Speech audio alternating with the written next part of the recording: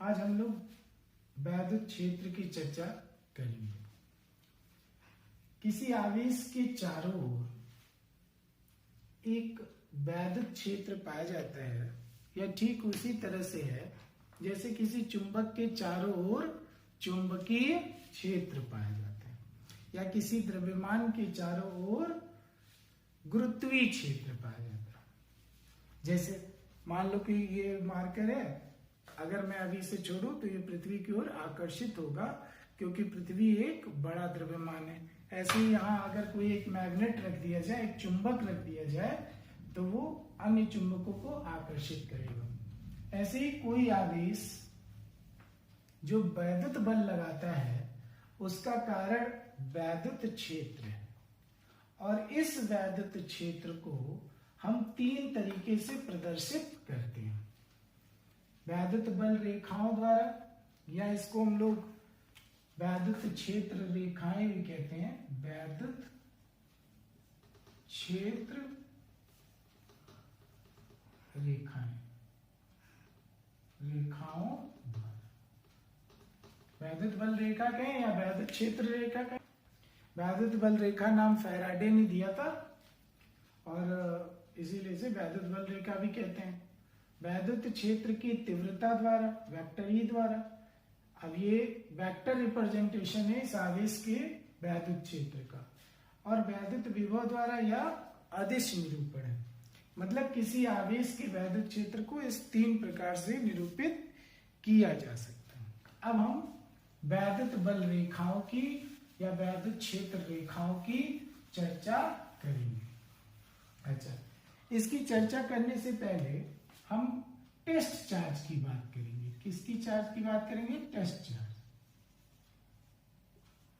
परीक्षण आवेश। अच्छा देखो बेटा, जैसे मान लो कहीं हमको किसी सर्किट में बिजली चेक करना होता है तो हम लोग टेस्टर का यूज करते हैं। टेस्टर तो हमको बता देता है कि इसमें इलेक्ट्रिक है कि नहीं है। इसी तरह वैद्युत क्षेत्र का परिमाण, वैद्युत क्षेत्र का परिमाण या दिशा ज्ञात करने के लिए हम टेस्ट चार्ज का यूज करते हैं, और यह हमेशा पॉजिटिव लिया जाता है। कैसा लिया जाता है? पॉजिटिव। और ये बहुत छोटा होता है, अति सूक्ष्म, बहुत सूक्ष्म लिया जाता है। जहां भी हमें वैद्युत क्षेत्र की तीव्रता निकालनी होती है या उसकी दिशा बतानी होती है तो हम इस परीक्षण आवेश का यूज करते हैं। या धनात्मक होता है और अति सूक्ष्म होता है, इसका अपना कोई क्षेत्र नहीं होता। ऐसा माना जाता है कि इस परीक्षण आवेश का कोई अपना क्षेत्र नहीं। तो अब हम इस टेस्ट चार्ज का प्रयोग आगे करेंगे। अब वहां समझ लेना कि ये पॉजिटिव चार्ज है जो बहुत छोटा है और इसका अपना कोई क्षेत्र नहीं है। ओके, वैद्युत रेखाएं अथवा वैद्युत बल रेखाएं, इन्हें डिफाइन किया था फैराडे ने। ठीक है, अगर हम इनकी डिफिनीशन देखें तो वैद्युत बल रेखा वैद्युत क्षेत्र में खींचा गया वह काल्पनिक, यह एक इमेजिनेशन है, मतलब यह कोई सिर्फ कल्पना है, काल्पनिक निष्कोण वक्र है जिस पर स्वतंत्र तथा पृथक धनावेश गति करता है। जो परीक्षण आवेश की बात की गई थी उसके लिए डिफाइन किया गया। ठीक है, आगे चले। अब हम इन्हें खींचेंगे कैसे, कैसे बताएंगे? मान लो कोई पॉजिटिव चार्ज है प्लस क्यू। अब इस पॉजिटिव चार्ज की अगर हमें वैद्युत क्षेत्र रेखाएं अथवा वैद्युत बल रेखा दिखानी है तो हम एक टेस्ट चार्ज लाएंगे। टेस्ट चार्ज मैंने डिफाइन किया था, टेस्ट चार्ज। अब मान लो हमने एक टेस्ट चार्ज ले लिया प्लस क्यू जीरो। जब हम इस चार्ज के पास लाएंगे, मान लो ये प्लस क्यू जीरो बहुत छोटा सा एक टेस्ट चार्ज है। जब हम इस चार्ज को यहां लाएंगे तो ये क्या करेगा? इसे ढकेलेगा इस दिशा में। यहां लाएंगे तो इस दिशा में ढकेलेगा, यहां लाएंगे तो इस दिशा में ढकेलेगा। तो इस तरह से जिधर ये इसको प्रतिकर्षित करेगा उस दिशा में हम ऐसे वैद्युत बल रेखाएं प्रदर्शित करेंगे।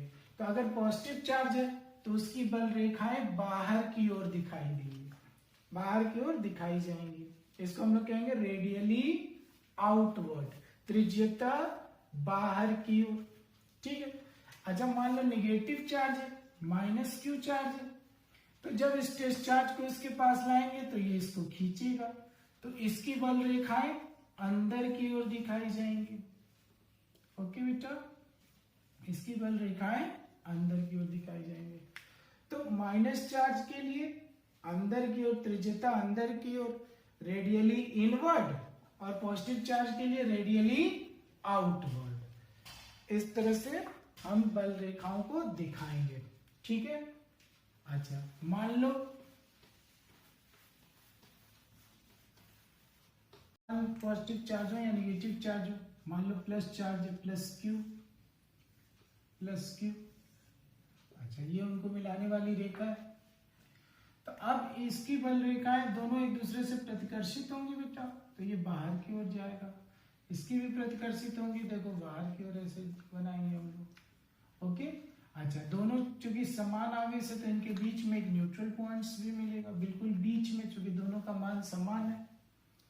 अच्छा अगर मान लो मान समान ना हो, मान लो Q1 Q2 अलग अलग मान के हो, तो प्लस Q1 ये हो गया, प्लस Q2 ये हो गया मान लो। तो अब देखो, अब ये जो अगर मान लो Q1 बड़ा है तो ये इसका क्षेत्र ज्यादा प्रबल दिखेगा। ओके। अच्छा अब न्यूट्रल पॉइंट किधर जाएगा, मान लो Q1 ग्रेटर देन Q2 है, तो जो न्यूट्रल पॉइंट है वो छोटे आवेश की ओर शिफ्ट हो जाएगा। अब मान लो ये दूरी R1 है, ये दूरी R2 है, तो हम क्या लिखेंगे, Q1 बटा R1 square equals to Q2 बटा R2 स्क्वायर। तो हमने देखा दो पॉजिटिव चार्ज थे तो वे एक दूसरे को प्रतिकर्षित कर रहे थे, और दो अगर अलग अलग चार्ज है तो इनके बीच में ये न्यूट्रल पॉइंट होगा। अच्छा अब मान लो पॉजिटिव निगेटिव चार्ज हो, पॉजिटिव निगेटिव चार्ज हो, तब ध्यान से देखो, मान लो ये प्लस क्यू चार्ज है और ये माइनस क्यू चार्ज है। अच्छा एक सिमेट्री का ध्यान रखना है, अगर मान लो हमने प्लस क्यू चार्ज के लिए चार बल रेखाएं दिखाई, माइनस क्यू चार्ज है, तो देखो अब इससे तो बल रेखाएं पॉजिटिव चार्ज है तो रेडियली आउटवर्ड होंगी, बोले बेटा रेडियली आउटवर्ड ऐसे, और निगेटिव चार्ज है तो इसमें रेडियली इनवर्ड होंगी, अंदर जा रही होंगी। ठीक है, ऐसे अंदर आ रही होंगी। अब यहां से जो बल रेखा निकलेगी कहाँ समाप्त हो, कहाँ जाएगी, माइनस क्यू पे, यहाँ क्या आ जाएगी, अट्रैक्ट हो जाएगी। तो अगर प्लस क्यू और माइनस क्यू चार्ज है तो इस तरह से हम बल रेखाएं दिखाएंगे, प्लस से स्टार्ट होंगी, माइनस पे समाप्त होंगी। ओके, तो इस तरह से वैद्युत बल रेखाओं को हम प्रदर्शित करेंगे। अब हम वैद्युत बल रेखाओं के गुणों की बात करेंगे। मिटाओ,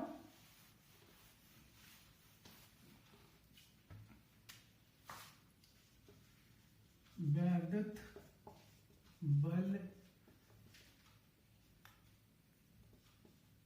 रेखाओं के गुण, properties of electric line of force और इलेक्ट्रिक फील्ड लाइंस। तो जो सबसे पहला प्रॉपर्टी है इसका कि वैद्युत बल रेखाएं जो हैं पॉजिटिव चार्ज से स्टार्ट होती हैं और निगेटिव चार्ज पर समाप्त होती हैं। ठीक है, ये पॉजिटिव चार्ज से स्टार्ट होती है और निगेटिव चार्ज पर समाप्त होती है। ओके, ये पहली प्रॉपर्टी हो गई। नंबर 2 प्रॉपर्टी ये है कि वैद्युत बल रेखाएं बंद वक्र नहीं बनाती। बंद वक्र नहीं बनाती मतलब ये देखो पॉजिटिव से स्टार्ट हो रही है और माइनस पर टूट जा रही है, बंद वक्र नहीं बनाती। Okay, close loop. जबकि मैग्नेटिक लाइंस ऐसी नहीं होती। मान लो ये कोई चुंबक है, नॉर्थ पोल है, ये साउथ पोल है, तो जो मैग्नेटिक लाइंस है वो नॉर्थ पोल से स्टार्ट होती है, साउथ पोल तक जाती है, और चुंबक के अंदर साउथ पोल से नॉर्थ पोल को आती है। तो यहाँ पर जो कर्व बनता है वो क्लोज्ड होता है, मतलब मैग्नेटिक लाइंस जो होती हैं वो क्लोज्ड लूप बनाती हैं, जबकि वैद्युत बल रेखाएं क्लोज्ड लूप नहीं बनाती। अच्छा, नंबर 3, वैद्युत बल रेखा पर मान लो किसी वैद्युत बल रेखा, ये अगर किसी बिंदु पर हम स्पर्श रेखा खींचे, वैद्युत बल रेखा के किसी बिंदु पर खींची गई स्पर्श रेखा उस बिंदु पर वैद्युत क्षेत्र की दिशा को प्रदर्शित करती है, ये डायरेक्शन को दिखाती है। अब 3 बातें हो गई, वैद्युत बल रेखाएं पॉजिटिव चार्ज से स्टार्ट होती है, निगेटिव चार्ज पर समाप्त होती है, ये बंद वक्र नहीं बनाती जैसा कि मैग्नेटिक लाइंस बनाती हैं। और नंबर 3, वैद्युत बल रेखा के किसी बिंदु पर खींची गई स्पर्श रेखा टेंजेंट उस बिंदु पर वैद्युत बल रेखा की दिशा, वैद्युत क्षेत्र की दिशा को दिखाती है। अच्छा, नंबर 4 पॉइंट देखो, नंबर 4, 2 वैद्युत बल रेखाएं एक दूसरे को कभी काट नहीं सकती। 2 वैद्युत बल रेखाएं कभी एक दूसरे को काट नहीं सकती। ऐसा क्यों है बेटा? क्योंकि अगर मान लो ये बिंदु अब इंटरसेक्शन पॉइंट हो जाएगा, कटान बिंदु हो जाएगा, तो यहाँ पर एक स्पर्श रेखा इस दिशा को दिखाएगी, एक स्पर्श रेखा इस दिशा को दिखाएगी, तो यहाँ वैद्युत क्षेत्र की 2 दिशाएं हो जाएंगी। अब एक ही बिंदु पर वैद्युत क्षेत्र की 2 दिशाएं हो पाना संभव नहीं है, अतः वैद्युत बल रेखाएं एक दूसरे को कभी काटती नहीं है।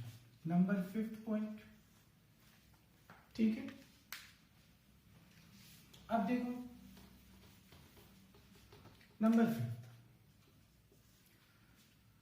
वैद्युत बल रेखाएं किसी आवेश की हमेशा लंबवत बनाई जाती है। अगर पॉजिटिव चार्ज है तो इससे परपेंडिकुलरली ही बाहर निकाली जाएगी, ठीक है, बाहर। अब मान लो निगेटिव चार्ज है तो इससे परपेंडिकुलरली अंदर की ओर ऐसे दिखाई देंगे, बिल्कुल 90 डिग्री के एंगल पर ये हमें दिखाना होगा, 90 डिग्री, ओके। अच्छा, नंबर 6, वैद्युत बल रेखाओं का जो घनत्व है वो वैद्युत क्षेत्र की तीव्रता को प्रदर्शित करता है। मान लो यहाँ पर Q1 कोई चार्ज है, अब उसकी वैद्युत बल रेखाएं ऐसी दिखाई गई, मान लो,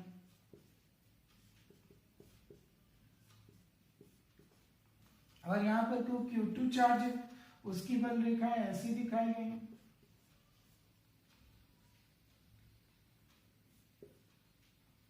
अब हमसे पूछा जाए कि इसमें कौन सा चार्ज पॉजिटिव है कौन सा निगेटिव, तो हम देख के बता सकते हैं बेटा। देखो इसमें रेडियली आउटवर्ड निकलने, बाहर की ओर निकलने, तो ये पॉजिटिव चार्ज है, और इसमें अंदर की ओर आ रही है तो ये निगेटिव चार्ज है। अच्छा, मैग्नीट्यूड की बात की जाए कि इसमें से कौन से चार्ज का मान बड़ा है, तो कौन सा चार्ज बड़ा होगा? देखो यहाँ पर 1 2 3 4 5 6 7 लाइन्स निकल रही बाहर इस चार्ज से, और यहाँ देखो 1 2 3 4 5, यहाँ 5 लाइन्स बाहर आ रही है, यहाँ 7 लाइन बाहर आ रही है, टोटल 7 लाइन्स बाहर आ रही है। इसका मतलब Q1 का मैग्नीट्यूड Q2 से बड़ा है, तो हम लिख सकते हैं mod of Q1 greater than mod of Q2। तो हम वैद्युत बल रेखाओं की दिशा देखकर अंदर जा रहे होंगे तो निगेटिव होगा, बाहर निकलने होंगे तो पॉजिटिव होगा, और संख्या देखकर उनका मैग्नीट्यूड बता सकते हैं। तो हम कह सकते हैं कि किसी आवेश से निकलने वाली वैद्युत बल रेखाओं की संख्या उनकी तीव्रता को प्रदर्शित करती है, उनके मैग्नीट्यूड को प्रदर्शित करती है। अच्छा, नंबर 6 पॉइंट देखो, किसी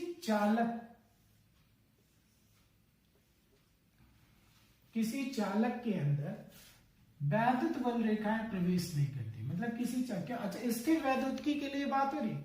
किसी चालक के अंदर वैद्युत क्षेत्र का मान हमेशा शून्य होता है स्थिर वैद्युतिकी में, और वैद्युत बल रेखाएं उसके लंबवत होती हैं, किसी चालक के तल के लंबवत होती हैं, 90 डिग्री का एंगल बनता है। अगर ये कोई चालक है तो उसके अंदर वैद्युत बल रेखाएं प्रवेश नहीं करती और उसके सतह के लंबवत होती हैं।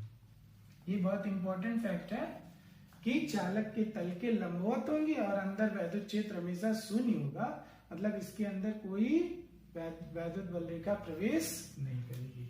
नंबर 7, वैद्युत बल रेखाएं पॉजिटिव चार्ज से रिपेल होती हैं, मतलब प्रतिकर्षित होती हैं। पॉजिटिव चार्ज है तो उससे दूर भागेंगी, अगर निगेटिव चार्ज है तो उसके पास आएंगी। पॉजिटिव चार्ज से प्रतिकर्षित होती हैं और निगेटिव चार्ज से आकर्षित होती हैं। ठीक है, अब देखो जैसे मान लो यहाँ क्वेश्चन पूछा गया है कि what is the ratio of Q1 upon Q2 और ये फिगर दी हुई है। अब इस फिगर से हमें बताना है कि Q1 बटा Q2 का मान क्या होगा। तो देखो हमने बताया था एक प्रॉपर्टी की किसी आवेश से निकलने वाली वैद्युत बल रेखाओं की संख्या उसके परिमाण के अनुक्रमानुपाती है। अब इससे देखो कितनी वैद्युत बल रेखाएं निकलनी, 1 2 3 4 5 6 7 8, मतलब यहाँ से 8 रेखाएं बाहर आ रही है और Q2 में कितनी प्रवेश कर रहे हैं, 1 2 3 4। तो इसका मतलब मॉड ऑफ Q1 बटा mod of Q2 that is equals to 8/4 या 2। तो mod of Q1 is equals to 2 mod of Q2। इसका मतलब Q1 is greater than Q2। इससे दुगना बड़ा मतलब Q1 बड़ा है और Q2 छोटा है। अच्छा, Q1 कौन सा चार्ज होगा, क्योंकि इसमें प्रवेश कर रहे हैं तो निगेटिव चार्ज होगा। इसका मतलब Q2 कैसा चार्ज है, निगेटिव चार्ज है। ओके, तो इस तरह से हम इस तरह के प्रश्नों का आंसर दे सकते हैं। ठीक है, अब एनसीईआरटी का एक क्वेश्चन है, जरा देखो। जैसे देखो यहाँ पर एक क्वेश्चन दिया हुआ है और पूछ रहा है कि P पर वैद्युत क्षेत्र अधिक होगा कि Q पर वैद्युत क्षेत्र अधिक होगा। तो जरा P बिंदु पर देखो तो यहाँ वैद्युत बल रेखाएं पास पास है, मतलब यहाँ वैद्युत बल रेखाओं का घनत्व तो अधिक है। और यहाँ Q को देखो तो Q पर वैद्युत बल रेखाएं दूर दूर हैं, अतः यहाँ पर वैद्युत क्षेत्र का मान कम होगा। तो हम कह सकते हैं EP is greater than EQ। तो हम इस तरह से डेंसिटी देखकर वैद्युत क्षेत्र का परिमाण बता सकते हैं। अब जैसे एक और क्वेश्चन लेता हूं। क्वेश्चन है कि कोई धातु का गोला है और उससे ये 4 वैद्युत बल रेखाएं दिखाई गई है और इसमें पूछा गया है कि कौन सी वैद्युत बल रेखा सही प्रदर्शित कर रही है। ओके, कौन सी वैद्युत बल रेखा सही प्रदर्शित कर रही है। अब देखो नंबर 1 जो है ये तो ऐसे ही गलत हो जाएगा, क्योंकि मैंने बताया था कि किसी चालक के अंदर वैद्युत बल रेखाएं प्रवेश नहीं कर सकती, तो ये तो गलत हो गया। नंबर 2 देखो, यहाँ पे वैद्युत बल रेखा ऐसे घूम के जा रही है, इस तरह से तो संभव है नहीं, ये भी तो इसको प्रवेश, ये भी सही नहीं, ये भी सही नहीं। अच्छा, यहाँ पर वैद्युत बल रेखा प्रवेश नहीं कर रही है और साथ में एक प्रॉपर्टी और एडजस्ट कर रही है कि किसी चालक के तल के लंबवत है। तो यहाँ पे दोनों प्रॉपर्टीज एग्जिस्ट कर रही हैं। एक तो यह इस चालक के अंदर से नहीं जा रही है, मतलब यहाँ इलेक्ट्रिक फील्ड 0 से हो रहा है, और दूसरा इसके तल के लंबवत है, अतः यह वैद्युत बल रेखा सही होगी। तो इस तरह से हम इसको देख सकते हैं। अब हम लोग अगले टॉपिक की ओर बढ़ेंगे। ठीक है, किसी आवेश के वैद्युत क्षेत्र का जो सदिश निरूपण है वेक्टर में 3 तरह के रिप्रेजेंटेशन की बात की गई थी, 3 तरह से प्रदर्शन की बात की गई थी। ज्यामितिक विधि में हमने कहा था कि उसको वैद्युत बल रेखाओं द्वारा या वैद्युत क्षेत्र रेखाओं द्वारा प्रदर्शित करते, जिसकी चर्चा अभी की मैंने।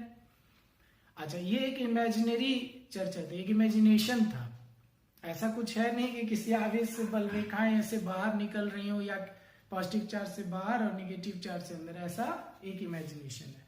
अब अगर हमें कहीं वैद्युत क्षेत्र का मान एक्चुअली बताना है तो उसके लिए हम वैद्युत क्षेत्र की तीव्रता, मतलब मान भी बता दें, दिशा भी बता दें। तो वैद्युत क्षेत्र की तीव्रता जो है वैद्युत क्षेत्र का सदिश निरूपण, इज द वेक्टर रिप्रेजेंटेशन, और इसे हम प्रदर्शित करते हैं वेक्टर ई से। ठीक है, अब हम कैसे निकालेंगे इसे, जरा देखो।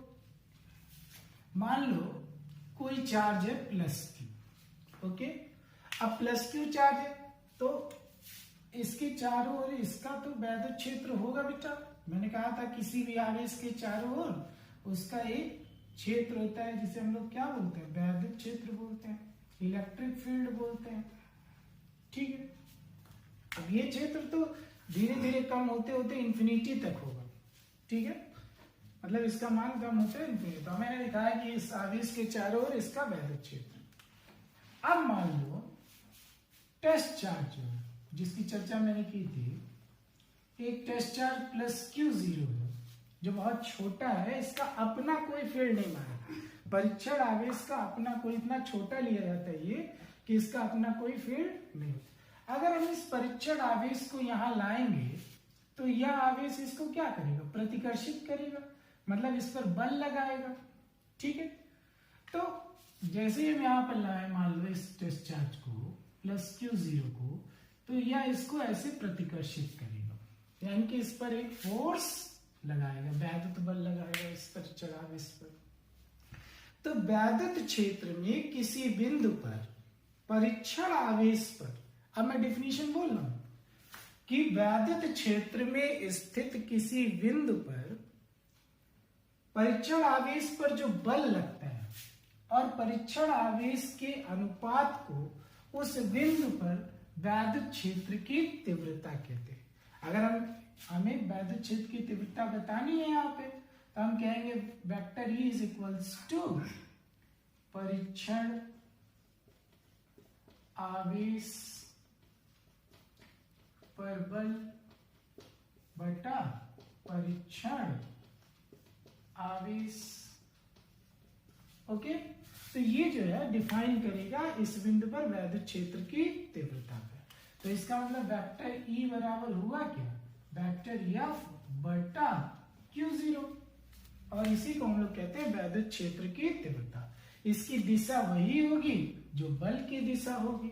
अब देखो धनावेश है तो इसको ढकेलना, इसका मतलब इस दिशा में वैद्युत क्षेत्र की तीव्रता भी इसी दिशा में होगी। ओके,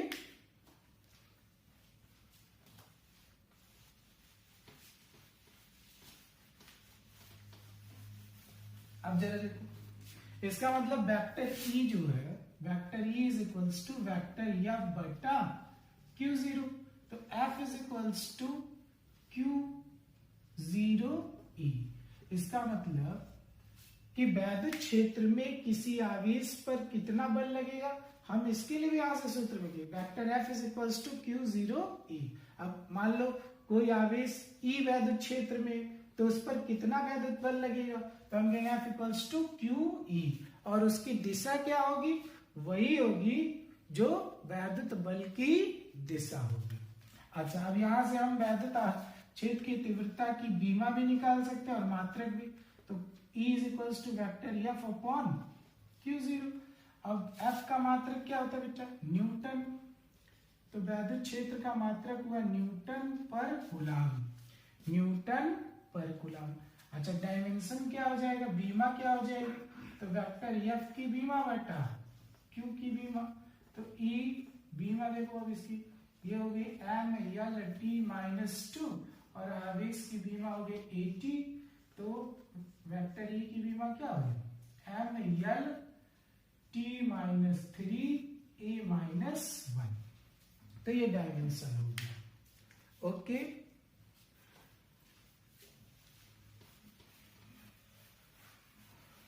अब हम लोग एक सूत्र निकालेंगे कि मान लो कोई चार्ज है। अब इस चार्ज के कारण r दूरी पर, किसी r दूरी पर कोई बिंदु मैंने P लिया है, तो यहाँ पर वैद्युत क्षेत्र का मान व दिशा क्या होगी। मान लो ये पॉजिटिव चार्ज, अब ये पॉजिटिव चार्ज है, हमें इस बिंदु पर वैद्युत क्षेत्र का मान बताना है। कितनी दूरी पर बताना है बेटा, r दूरी। और ये चार्ज जो है निर्वात में अथवा वायु में रखा गया, मतलब किसी माध्यम में नहीं, माध्यम आएगा तो उसकी बात भी हम उसकी भी चर्चा हम लोग करेंगे।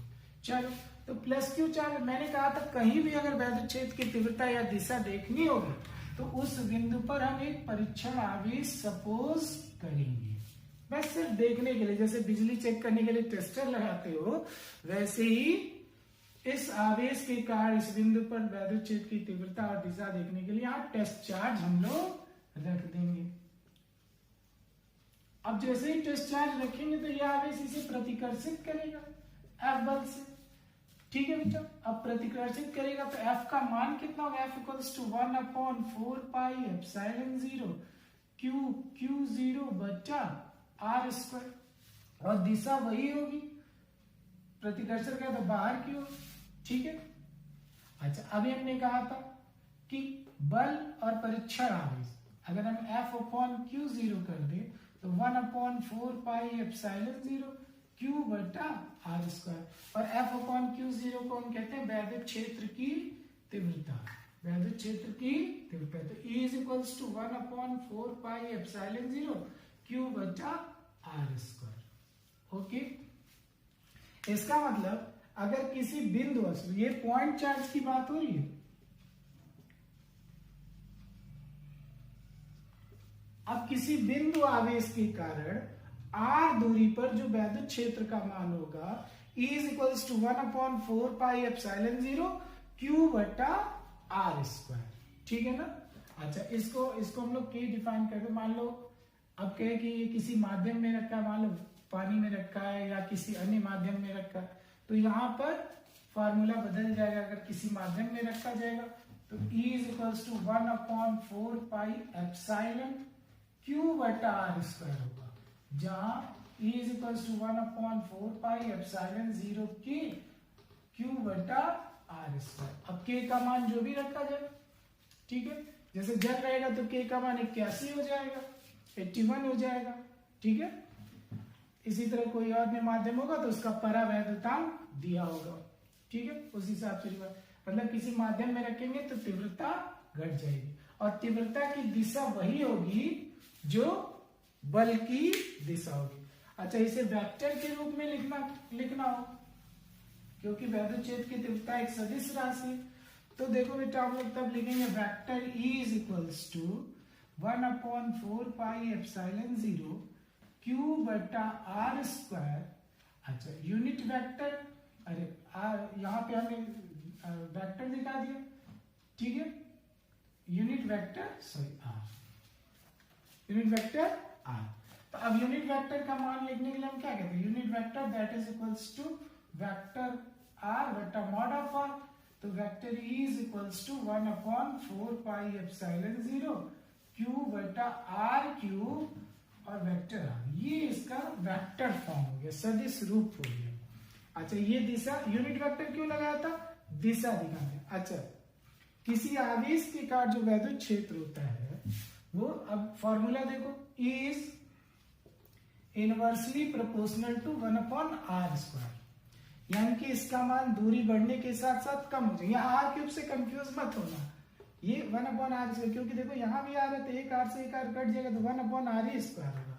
यानी कि किसी बिंदु आवेश के कारण जैसे जैसे हम दूर जाएंगे वैद्युत क्षेत्र की तीव्रता का मान घटता जाएगा। अब देखो, ये वैद्युत क्षेत्र हो गया, ये दूरी हो गई, हम जैसे जैसे दूर जाएंगे वैद्युत क्षेत्र की तीव्रता कम होती जाएगी। ओके बेटा, अब इससे रिलेटेड हम लोग सवाल देखेंगे। कहीं पे एक से दो से अधिक चार्ज हो, मान लो ये Q1 चार्ज है, ये Q2 चार्ज है, ये Q3 चार्ज है, ऐसे बहुत सारे चार्ज हो, मैं 3 चार्ज लिया हूं। अब मान लो इस बिंदु पर हमें कहे कि वैद्युत क्षेत्र, बिंदु A पर वैद्युत क्षेत्र की तीव्रता का मान बताओ। तो अब इसके लिए देखो, हम इस आवेश के कारण वैद्युत क्षेत्र का मान निकालेंगे, दैट इज वेक्टर E1। इसके कारण वैद्युत क्षेत्र का मान निकालेंगे, दैट इज वेक्टर E2, और इसके कारण वैद्युत क्षेत्र का मान निकालेंगे, वेक्टर E3। अब बिंदु A पर जो वैद्युत क्षेत्र की तीव्रता E नेट होगी वो सभी आवेशों के कारण वैद्युत क्षेत्र की तीव्रता का सदिश योग होगी, E2 प्लस E3 जैसे जितने भी चार्ज हो। तो इस बात का भी हमें ध्यान रखना है, अगर एक से अधिक आवेश रहेंगे, जैसा हमने बलों के अध्यारोपण के सिद्धांत में देखा था कि जब एक से अधिक बल आए थे तो सबके कारण बल निकाला और सबका सदिश योग किया था। ठीक है। क्वेश्चन दिया है कि एक ट्रायंगल है, एक त्रिभुज है जिसकी भुजाएं 5 सेंटीमीटर, 4 सेंटीमीटर और 3 सेंटीमीटर है, और एक चार्ज दिया है Q1 इक्वल्स टू 1.2 इंटू 10 की पावर -8 कूलम, और दूसरा चार्ज दिया Q2 इक्वल्स टू -1.6 इंटू 10 की पावर -8 कूलम। कह रहा है बिंदु A पर वैद्युत क्षेत्र की तीव्रता का मान बताओ। अब बिंदु A पर तीव्रता इस आवेश के कारण भी होगी और इस आवेश के कारण भी होगी। अब दोनों आवेशों के कारण तीव्रता हम निकालेंगे और उनका सदिश योग करेंगे। तो जरा देखो इसके कारण, अब Q1 चार्ज के कारण जो यहाँ तीव्रता होगी ये पॉजिटिव चार्ज है, तो अगर यहाँ हम टेस्ट चार्ज रखें, सपोज करेंगे, बस इस टेस्ट चार्ज को यहाँ सपोज करेंगे तो ये ऐसे ढकेलेगा, देखो बेटा इस दिशा में, तो Q1 आवेश के कारण तीव्रता उधर आएगी।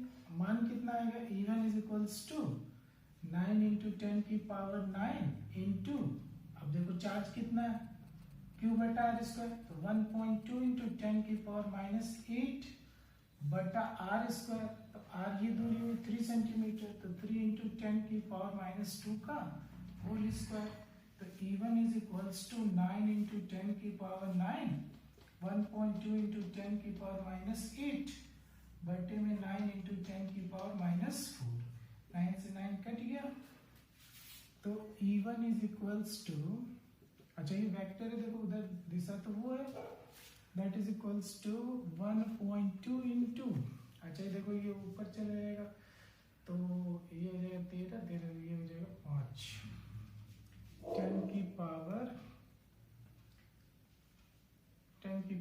5, इतना न्यूटन पर कूलम। यहाँ हम इसको लिख सकते हैं E1 is equals to 12 into 10 की पावर 4 न्यूटन पर कूलम। अच्छा इसका डायरेक्शन इधर है, अब इस Q2 के कारण निकालेंगे तो माइनस चार्ज है, तो बल इधर लगेगा तो तीव्रता इधर हो जाएगी, दैट इज E2, तो E2 इक्वल्स टू 9 इंटू 10 की पावर 9। अच्छा सदिश राशि है तो चिन्ह का प्रयोग दिशा के लिए 1.6 इंटू 10 की पावर -8 बटा 4 इंटू 10 की पावर -2 का होल इसका -2 ये सेंटीमीटर में, तो मीटर में कन्वर्ट किया, तो E2 इक्वल्स टू 9 इंटू 10 की पावर 1.6 इंटू 10 की पावर -16, तो ये देखो कट डाउन हो जाएगा, 10 हो जाएगा, तो E2 इज इक्वल्स टू 9 और 10 की पावर 3, तो 12 हो गया बेटा, 10 की पावर 3 12, 10 की पावर 4 हो गया, ठीक है। तो अब देखो 9 इंटू 10 की पावर न्यूटन पर कूलम। अच्छा इन दोनों के बीच एंगल कितना बनेगा, देखो ये एक समकोण त्रिभुज है तो 90 डिग्री का एंगल होगा। अच्छा दो वेक्टर अगर परपेंडिकुलर हो तो उनका परिमाण क्या होगा, देखो ये हो जाएगा E net is equals to under root, अब 90 डिग्री पे तो E1 square plus E2 square